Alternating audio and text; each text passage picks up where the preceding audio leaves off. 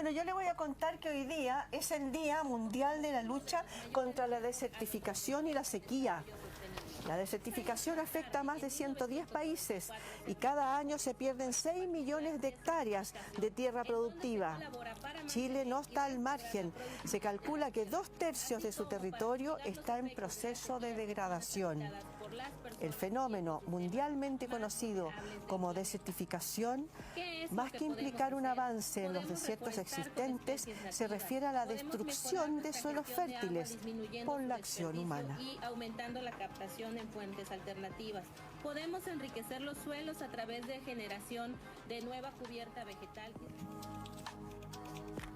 Bueno, y como estamos hablando justamente del Día Mundial contra la Desertificación y la Sequía, hoy día tenemos invitado a don Felipe Mesa, quien es magíster en Ingeniería en Tratamiento de Residuos, experto en aguas, en potabilización, en cuánta cosa más. Gracias por estar aquí. Muchas gracias, buen día. En eso no. En eso. Oye, mira, hoy día nos preocupó y justito hoy día... en el diario La Tercera vienen dos noticias, una sobre el problema de los ríos y otra, una cuestión bien preocupante. Dice el 44% de la escasez de agua es por el mal manejo. Eso, ¿qué tan cierto es? ¿Cómo podemos hablar, por ejemplo, cómo construir y aprovechar el máximo? Ahí estamos viendo justamente la noticia que sale hoy día en La Tercera sobre este tema de los ríos, primero, y luego sobre este 44% de la escasez de agua es debido al mal manejo que obviamente hacemos nosotros, los humanos, con respecto del agua, ¿no? Exactamente. Pero yo te voy a contar también que buscando por ahí en YouTube, en las distintas plataformas, encontramos un video sobre el tema del agua, que yo creo que sería súper bueno que lo pudiéramos ver para partir conversando. Perfecto. ¿Te parece? Me parece totalmente. Así que veamos el un videíto sobre el tratamiento de las aguas.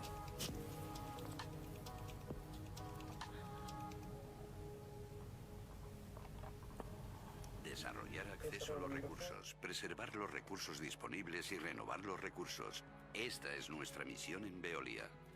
Cada día producimos agua potable para el abastecimiento de la población y garantizamos el suministro a largo plazo.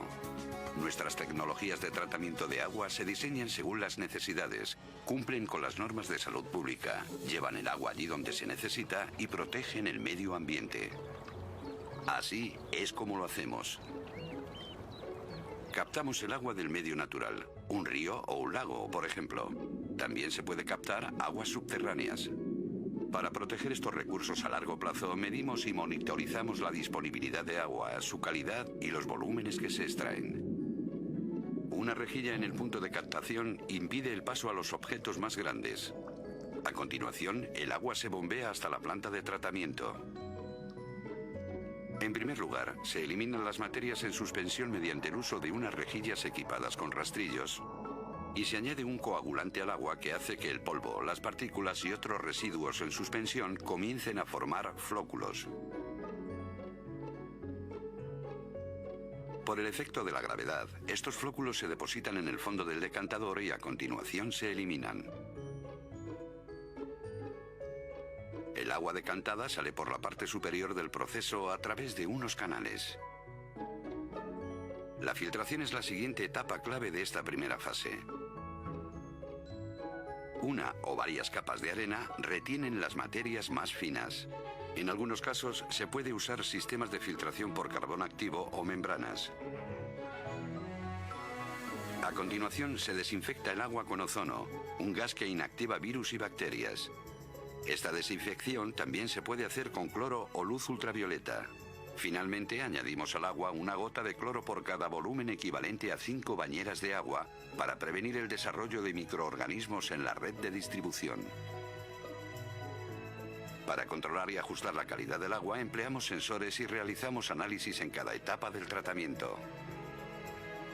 Ahora el agua es potable, es decir, tiene una calidad requerida para el consumo humano y puede ser almacenada como paso previo a su distribución final a los consumidores.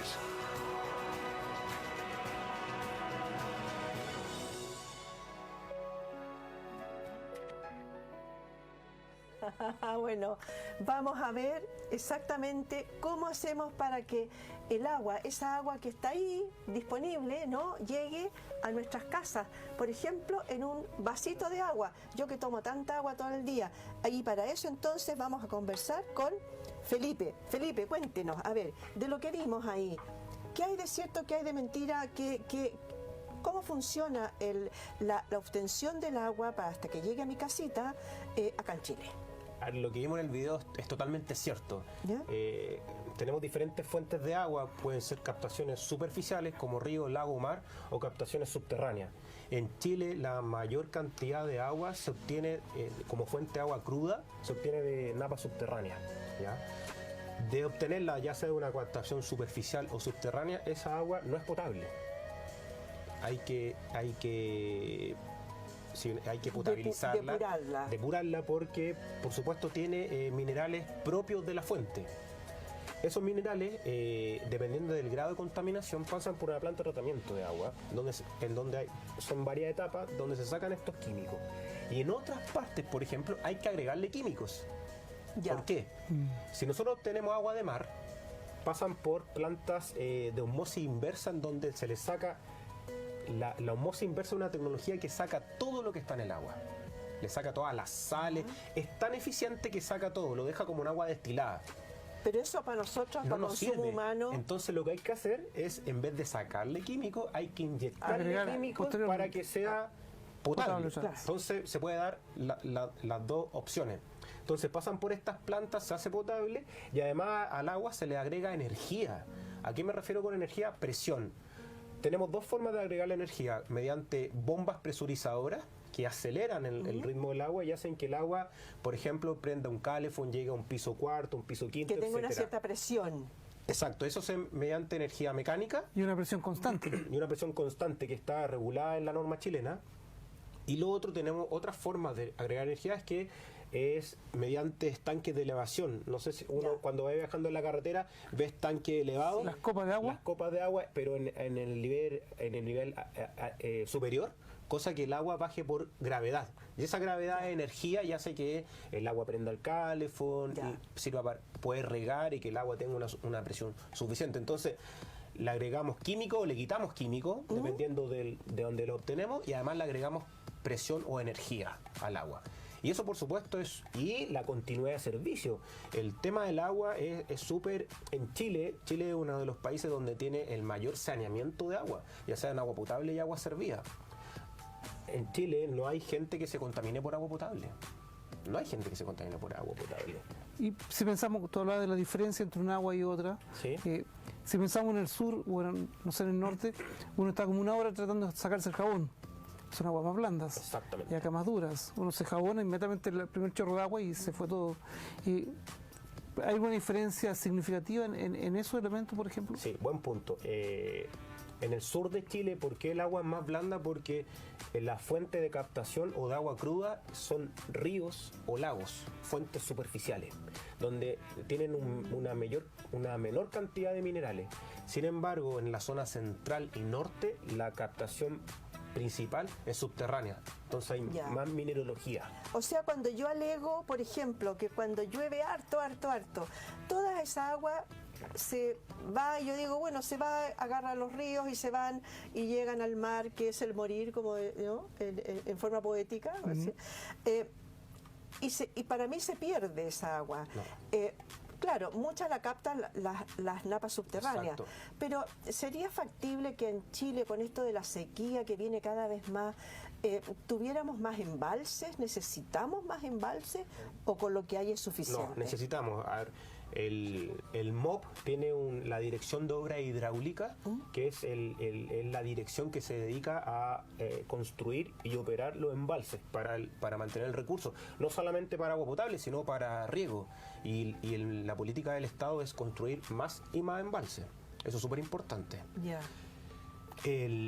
Con respecto de hecho, Chile, hace 5 años atrás, la inyección en inversión, en dinero, ha sido totalmente exponencial para la construcción de embalses. Principalmente porque las zonas rurales de nuestro país están con déficit de agua. Entonces, ¿cómo se está paliando? Mediante lo que denominamos los sistemas de agua potable rural.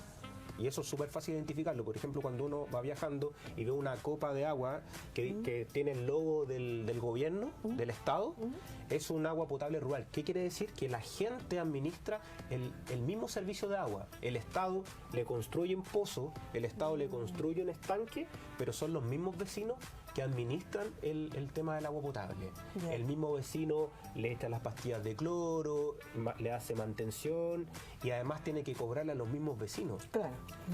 Entonces, hace poco salió una ley de servicios sanitarios rurales que viene a regularizar esto y lo viene a hacer un poquito más profesional.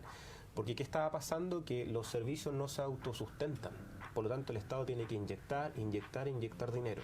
Entonces, con esta ley, ¿qué hace esta ley? A modo de resumen, viene a asimilar lo que en la zona urbana sucede.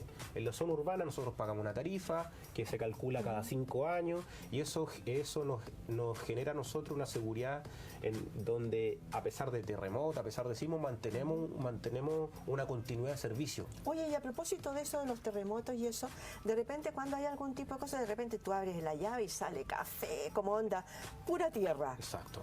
¿Qué pasa ahí? ¿Es un problema de la piscina decantadora que tiró eso? ¿Es de la cañería que llegó a mi casa? Por ahí va. A ¿Sí? ver, lamentablemente en ninguna parte del mundo las matrices tienen válvulas de corte. Entonces, lamentablemente estas válvulas no son automáticas. ¿Qué quiere decir? Cuando en una construcción, por ejemplo, están haciendo un edificio en la vía pública, cualquier obra civil, una retroexcavadora excava más de lo normal. Lo que pasó en San Bernardo hace un tiempo atrás, que rompieron una matriz de gas. Sí. En agua potable pasa lo mismo. Entonces la retroexcavadora rompe la tubería e inmediatamente entra tierra a la tubería. Entonces la gente, entre llamar a la compañía de agua o entre que la compañía se dé por enterada, sigue entrando tierra a la tubería y la gente le empieza a salir turbia.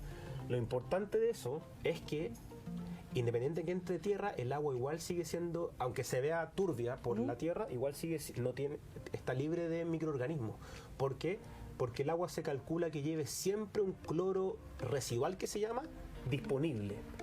El cloro que se inyecta al agua se calcula para 3 cosas. Primero, para inactivar los microorganismos que están en la fuente, ya sea el río, el lago o el mar o la nava subterránea. Hay que inactivarlos, sacarlo del sistema.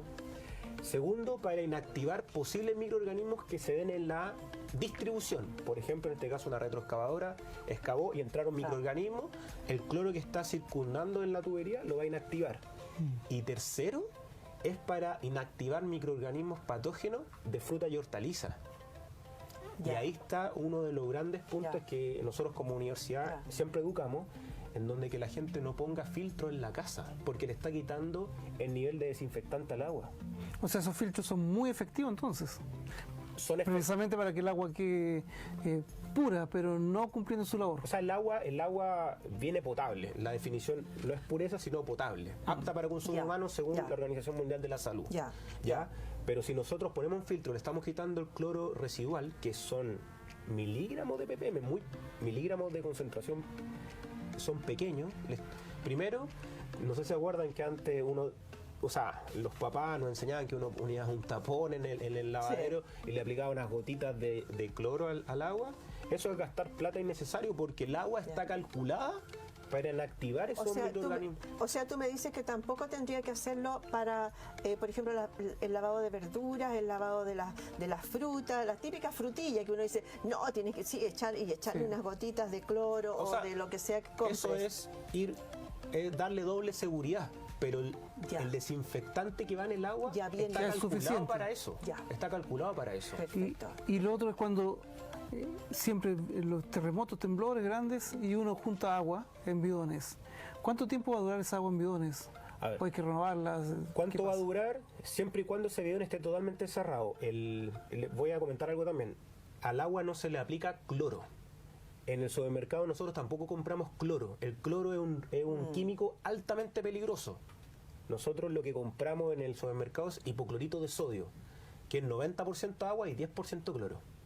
En el mejor de los casos, el 10%, porque hay algunos que vienen concentración al 4, al 5%. Eso quiere decir que es más seguro todavía. Nosotros no compramos cloro. El cloro es algo gaseoso, es muy peligroso. De hecho, muy pocas empresas. De hecho, si nosotros aquí manejáramos cloro. Pero además se evapora muy rápidamente. Se evapora totalmente. ¿no? Entonces, lo que me preguntabas tú, para mantener la calidad del agua y sobre todo el nivel de desinfectante, ojalá que donde estoy yo almacenando el agua esté totalmente hermético. Porque si no está hermético, por efecto de la temperatura, el hipoclorito, el desinfectante, se empieza a volatilizar. Y al final se fue. Exactamente. Entonces lo recomendable es que si está cerrado no hay ningún problema. Si está abierto, una vez a la semana darle una cucharadita del cloro, entre comillas, que compramos en el supermercado. Oiga, yo le quiero preguntar algunas cositas, como por ejemplo, algunos consejos de cómo ahorrar agua fácilmente, detectar fugas. Yo tuve una fuga de agua hace muy poquito en mi casa, los parámetros para la calidad del agua, etcétera, etcétera. Pero antes de eso, yo lo voy a invitar a que veamos un video de dónde nos pueden ver, dónde están nuestras señales, ¿no? Así que veamos, ¿dónde nos pueden ver ustedes este programa? En la señal 44, que es la señal abierta, en GT de Manquehue y Telefónica del Sur también en la señal 44.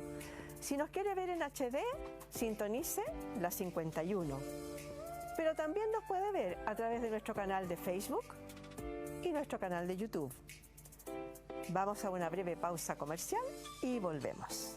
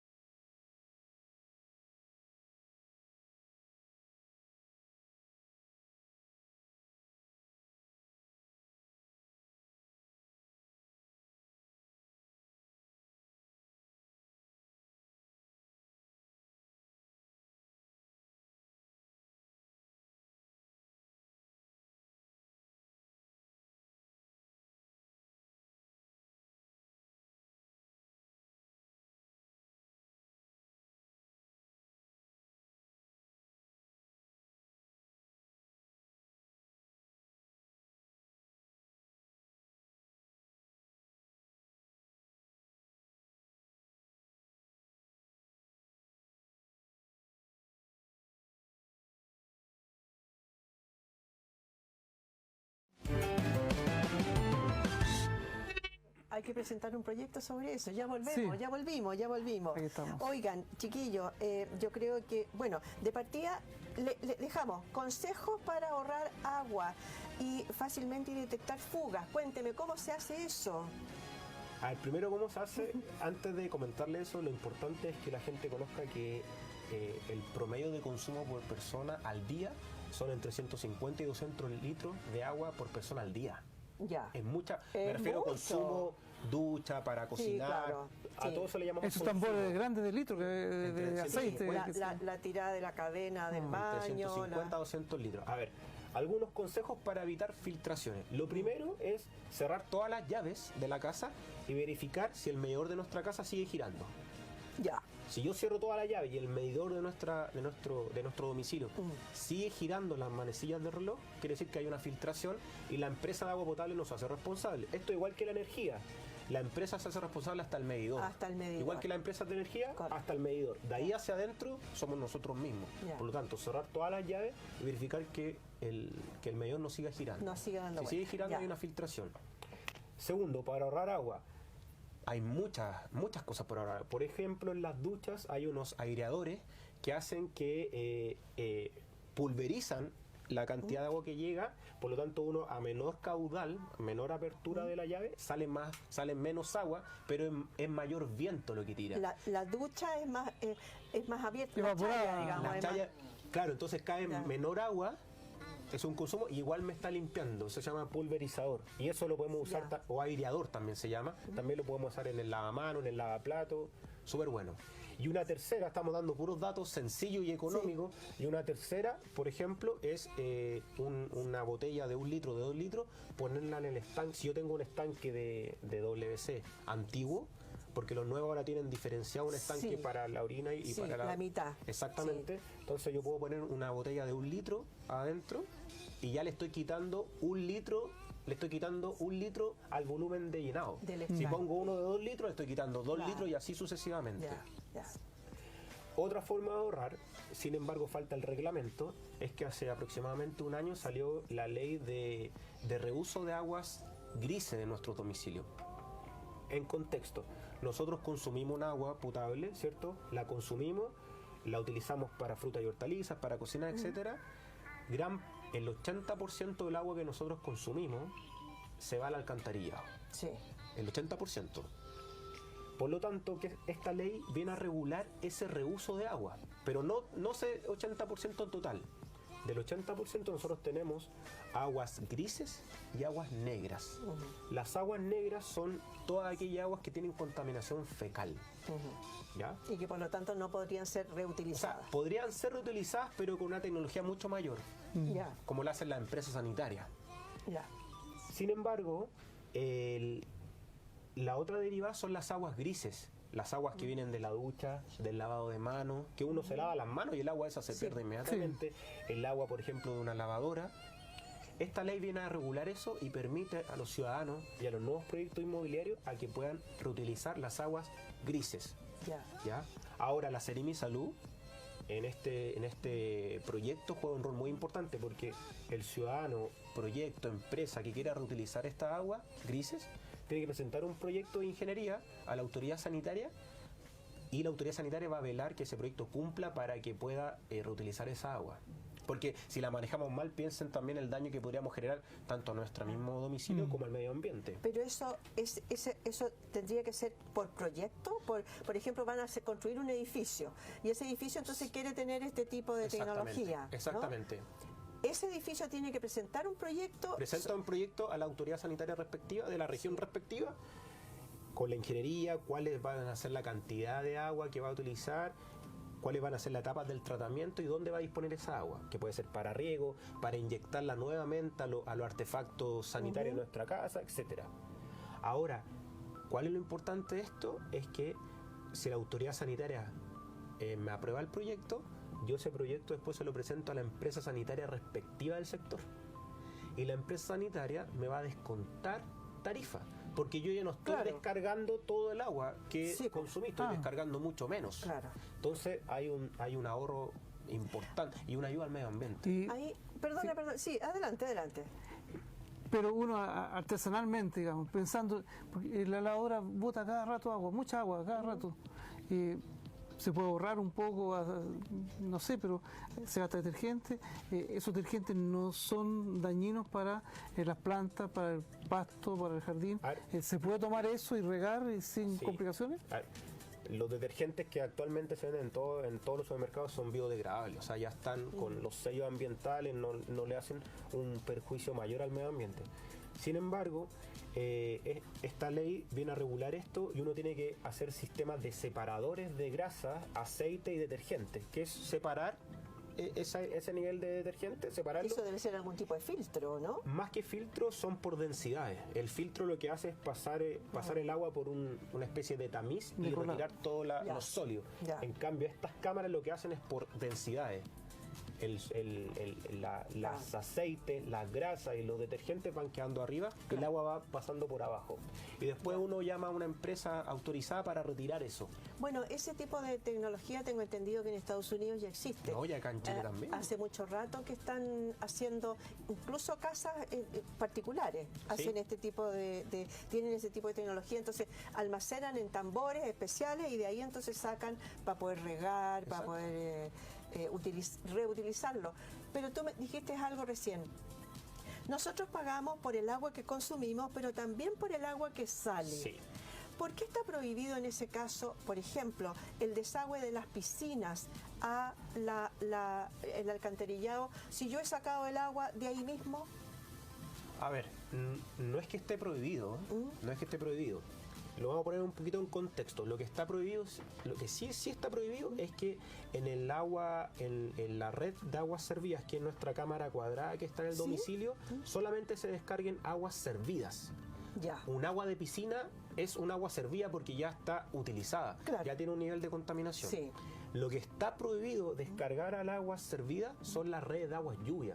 Y ese es el gran problema, lo vamos a llevar un poquito de seguridad. Ya. Cuando llueve, la gente en vez de inundarse con aguas lluvias, se inunda por agua servida. ¿Por qué? Claro. Porque hacemos una ampliación, un cobertizo nuevo, y por ley todas las aguas lluvias deben ser conducidas a terreno natural, por ley. Ya. El terreno natural significa por una canaleta, que caigan a nuestro domicilio, y por gravedad a la calle, y va a haber un sumidero lo más cercano posible donde drenen esa agua lluvia y lleguen a un río después. Ya. Las redes de aguas servidas se diseñan para transportar aguas servidas. Por lo tanto, si un maestro, yo en mi domicilio conecto la bajada de agua lluvia, la conecto al alcantarillado, estoy sobrecargando ese ducto. Ya. Por lo tanto, cuando llueva, el alcantarillado va a explotar y toda esa agua servida van a salir por todos los artefactos Por eso que cuando llueve, el mensaje que se le indica a la ciudadanía es que no abran las tapas de alcantarillado. Claro. Porque mucha gente se desespera, en vez de no limpiar los sumeros de agua lluvia para sacarle la hoja y así el sumero trabaje, empiezan a abrir las tapas de alcantarillado que por lo general están al medio de la calle. Una tapa redonda que se saca con un chuzo. Sí. La gente las abre y creen que con eso van a desaguar. A desaguar. Claro. Desagua, ningún problema. Le empieza a salir el agua, lluvia más agua servida, por todos sus artefactos del domicilio. Logro entender entonces que cuando mi cámara cuadrada que está en mi casa, y esas aguas que se botan ahí, que son de mi casa, Exacto, no van al mismo ducto de la calle que tiene esas rejillas que se llenan de hojas. Exactamente. Súper buena pregunta. En Chile y en muchas partes del mundo tenemos una tubería de agua potable, por supuesto, única y exclusivamente. Tenemos una tubería de aguas servidas y tenemos una tubería de redes de aguas lluvia. Las tres van por carriles totalmente distintos. Lo que pasa es que la gente cree, y yo también entré en la gente, creía que todo lo que yo descargaba a través de... Todo lo que es agua por el mismo tubo. Se iba después al mismo tubo allá afuera. Son tubos. De hecho, las redes de aguas lluvia no tienen tratamiento porque se entiende que son aguas lluvias que solamente tienen polvo y ese material y van directamente a un río. Sin embargo, las aguas servidas sí van a una planta de tratamiento, se tratan, se descontaminan y van nuevamente a un río para que después sigan el ciclo natural y después esa agua en un par de años. A ver, en Chile las aguas servidas cuando son tratadas no vuelven al consumo humano inmediatamente. Otros países, por ejemplo, como Israel, por el déficit de agua, lo que hacen ellos, tratan su agua servida y vuelve inmediatamente a ser agua potable. Yo creo que la micro va hacia allá, por el tema de la escasez hídrica. Está la tecnología, pero la gran pregunta, ¿estamos dispuestos a pagar más caro por el agua? Porque eso significa que las tarifas suban. Oye, pero es que resulta que no hay agua, no hay muchas aguas, porque ahora afortunadamente llovió hace un poco y tuvimos una cierta cantidad de nieve, porque es nuestro gran acopiador, ¿no?, de agua, pero ¿Y qué pasa si la sequía continúa? Porque igual tenemos harta sequía. ¿Dependemos solo de lo de la nieve de la cordillera o no? A ver, dependemos de la nieve de la cordillera, de la disponibilidad de las fuentes de agua subterránea, dependemos de la recarga de acuíferos del sur y del norte. Son grandes bolsones de agua, tanto superficial como subterránea. Por lo tanto, por ejemplo, la semana pasada se le dio mucho auge al tema de la carretera hídrica. Sí. ¿Ya? Hay oposiciones favorables y negativas, todos tienen su punto de vista técnico. Sin embargo, la gran pregunta es, ¿vamos a desbalancear un sistema, por ejemplo, del sur para aumentar un sistema en el norte? Porque uno lo que va a hacer es sacar agua que está en el sur y lo va a llevar al norte. Entonces, los ecosistemas están balanceados, se balancean naturalmente. Según su Naturalmente, ecosistema, entonces, hay el ecosistema, bichos, la recarga, la cantidad de árboles. De hecho, el gran problema de la desertificación es que la expansión urbana ha retirado todo lo que es la vegetación esclerófila. ¿Qué significa ser esclerófilo? Es la capacidad que tienen algunas plantas, vegetaciones, de retener agua porque tienen foliaje muy robusto. Por lo tanto, como ellos retienen agua, pero lo estamos sacando, estamos dejando seco o desertificando los suelos. Eso significa, por ejemplo, para ponerlo como en un contexto fácil, que no habría que sacar las especies nativas y volver a plantar solamente pinos y eucaliptus. De hecho, el espino, el maqui, el arrayán son especies totalmente esclerófilas que cumplen esta función. En épocas de sequía ellos son acumuladores de agua. Entonces cuando estamos ampliando, ¿y dónde están principalmente? Chile, ¿dónde tiene problemas de desertificación? Entre la región de Coquimbo y la región de Biobío. Esa es la zona más seca y más... Y sobre todo en la región metropolitana, que dicen que avanza, a pesar de que yo me desayuné con esto, que dice que no es que el desierto avance, ¿no? Pero avanza de alguna manera aquí en el norte de la entrada de la región metropolitana. Nosotros mismos lo estamos creando. Y en eso hay leyes que prohíban eucaliptus y pinos, que se potencie lo que tú dices, esto más esclerófilo. Porque se arboriza mucho, pero con ese tipo de especies, no con las... El que hace el trabajo acá son las especies esclerófilas, las que tienen la capacidad de retener agua. Pero como estamos expandiendo el radio urbano en zonas donde esto se da naturalmente, estamos sacando, poniendo casa y ¿cómo lo estamos tratando de balancear? Poniendo especies que requieren mucho consumo de agua, por ejemplo, todos los frutales. Se ven bonitos, ayudan a captar dióxido de carbono, ningún problema, pero consumen gran cantidad de agua. Sí. En cambio, las especies vegetales esclerófilas retienen agua. Y ese es su aporte a la desertificación. Eso dicen que es el gran problema de los eucaliptus, ¿no? Que es cantidades de agua que necesitan para vivir, y por lo tanto no son buenos, pero son rápidos de que crezca, bueno, no tan rápido, pero sí, y sobre todo los pinos, ¿no? Por el tipo de madera, ¿no? Exacto, pero esa es una mirada más bien comercial. Más bien comercial, pero económica, sí. Una mirada más armónica, más dentro de lo que corresponde a un ecosistema. ¿Cómo nosotros plantar, en vez de un arbolito bonito, que no sé cuáles son sus propiedades, sus ventajas, qué arbolitos yo debiera plantar en mi jardín, que en el patio, que en las plazas, que vayan cumpliendo a poco esa labor? Primero, informándonos, deberíamos nosotros plantar árboles que generen harto follaje. Mientras más follaje tiene un árbol, mayor capacidad de captar gas, dióxido de carbono. Eso es súper importante. Nosotros, por el hombre, por los procesos de industrialización, nosotros liberamos mucho dióxido de carbono al planeta. Segundo, averiguar si ese árbol tiene mucho follaje. Y segundo, es averiguar si ese árbol consume poca agua. Claro. Para subsistir. Claro. Si ese árbol consume mucha cantidad de agua, primero nuestra economía de la casa se va a elevar. Sí. Y segundo, el árbol si no le estamos dando la mayor cantidad de agua a través del grifo, la manguera, el árbol va a ir a buscar fuentes de agua subterránea, por lo tanto vamos a ir secando la cuenca de ese sector. Claro. Entonces, súper fácil averiguar si un árbol tiene gran follaje para ayudar al medio ambiente, y segundo, si se puede subsistir con poca cantidad de agua. Claro. Eso es importante. Oye, qué buena. Súper bueno. Se me quedan un montón de preguntas en este minuto dando vuelta. Por ejemplo, tú hablabas, antes de entrar al programa, conversábamos de esto del equilibrio cero carbono. ¿Me puedes explicar de qué se trataba? Exactamente. El gobierno, Chile en realidad, a nivel de Estado, hace 2 semanas anunció que Chile al 2050 va a ser carbono neutral. ¿Qué significa? Que nosotros vamos a, ojalá no emitir dióxido de carbono a la atmósfera, pero si lo emitimos, lo vamos a captar todo, por lo tanto vamos a quedar en equilibrio. En un equilibrio. A ver, los problemas de cambio climático, calentamiento global, que los océanos están subiendo su nivel por el derretimiento de los glaciares, se da principalmente por los gases de efecto invernadero. Y estos gases son por los procesos de industrialización. El consumo de energía hace que nosotros liberemos dióxido de carbono a la atmósfera. ¿Quiénes hacen que ese dióxido de carbono se amortigüe, por así decirlo? Son los bosques, los árboles. Ya. Por lo tanto, mientras mayor cantidad de árboles nosotros tengamos, mientras incentivemos la forestación, vamos a llegar a un equilibrio, vamos a emitir a la atmósfera, pero estos árboles van a tener la capacidad de absorción.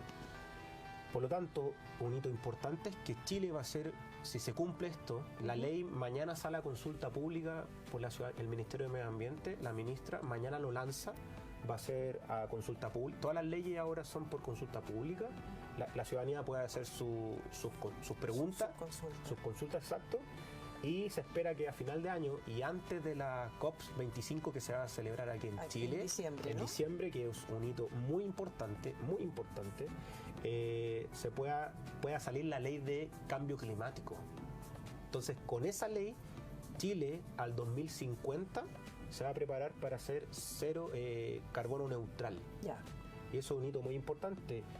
Chile sería el único país en vías de desarrollo de tener esta ley, ponerse esa meta, a lo mismo que Noruega. Noruega se fijó una meta más estricta que al 2030 va a ser carbono neutral. Vamos a estar como países como Australia, como países desarrollados en el tema de cambio climático. Qué bueno que se tome conciencia del tema, ¿no? ¿Y eso a nivel mundial, cómo se da eso? Porque ya, Chile, tú mencionaste países 4 o 5. ¿Es generalizado ese concepto?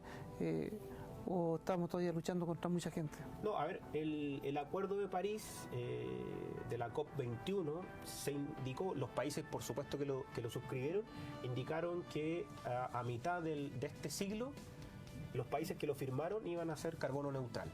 Ya. Por lo tanto, son acuerdos voluntarios. O sea, pero debe haber varios otros que están en las mismas que nosotros. Pero lo más importante es que Chile, en vía de desarrollo, es el primer país. Sí, pues, maravilloso. Llevando la iniciativa, llevando la batuta en este sentido. Y pensando que eso pase más ampliamente, ¿cuáles serían los beneficios concretos? No más aumento, el calentamiento global se disminuye, se frena, aumenta menos. ¿Cómo se ve eso?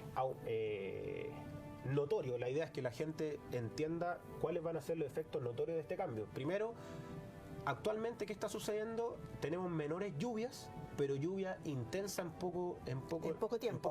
Por lo tanto, ¿qué está generando? Que la gente se inunde. Claro. Y eso es todo asociado al cambio climático. El tema de los incendios devastadores que tuvimos hace 2 años atrás, es por efecto del cambio climático.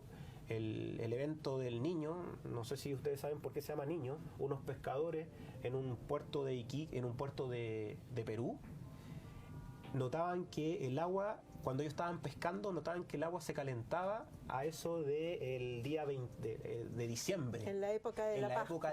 Entonces notaban que había un cambio en la marea, cambio en la temperatura del agua y le denominaron el efecto El Niño, asociándolo al niño Jesús.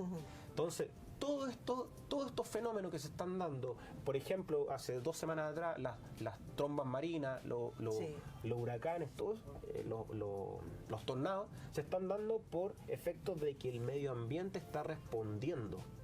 Entonces, quizá la próxima vez habría que revisar contigo, viendo cómo estos cambios climáticos podrían en alguna medida revertirse y saber cuáles son los que están sucediendo en nuestro país. Que son muchos los cambios que deberían. Así que tenemos un tremendo programazo para una próxima vez. Sí. Claro, los niveles de los océanos. De hecho, hace unos 2 o 3 meses atrás salió un estudio de que Rapa Nui, la isla de Rapa Nui, puede ser una zona, el borde costero y sobre todo el municipio que está muy cercano al sector costero, puede estar en la zona inundable. Bueno, ahí también tenemos un tremendo tema, porque ayer o anteayer salía el tema de Papudo, por ejemplo, que han construido ahí sin pensar en que si viene un tsunami van a quedar, pero hasta aquí de agua más o menos. 1.000.000 de gracias, Felipe, por haber estado con nosotros, invitado, muchas gracias. por haber estado acá, chiquillos. Yo lamento, pero se terminó el programa, así que vámonos ahora rápidamente les voy a contar rápidamente que hoy día a las 2 de la tarde se repite un programa que ya se dio ahora en la mañana y que es muy muy bueno. Está hablando también un poco del estilo, del esquema de lo que estábamos hablando recién, cómo aprovechar al máximo todo lo que usted hace para comer, por ejemplo. Va a ser algo con manzana, pero la cáscara no la bote. ¿Qué pasa con la...? Bueno, ahí va a ver, es muy muy bueno cómo el aprovechamiento del alimento, ¿no? Y a las 3 de la tarde, de nuevo nos vemos aquí, en de lunes a viernes. Así que 1.000.000 de gracias, gracias Claudito, gracias Felipe. Que esté muy bien. Y nos vemos entonces, vámonos a la misa según Nazaret TV, gentileza de ellos hoy por hoy día. Muchas gracias, chau. Chao, chao. Chao.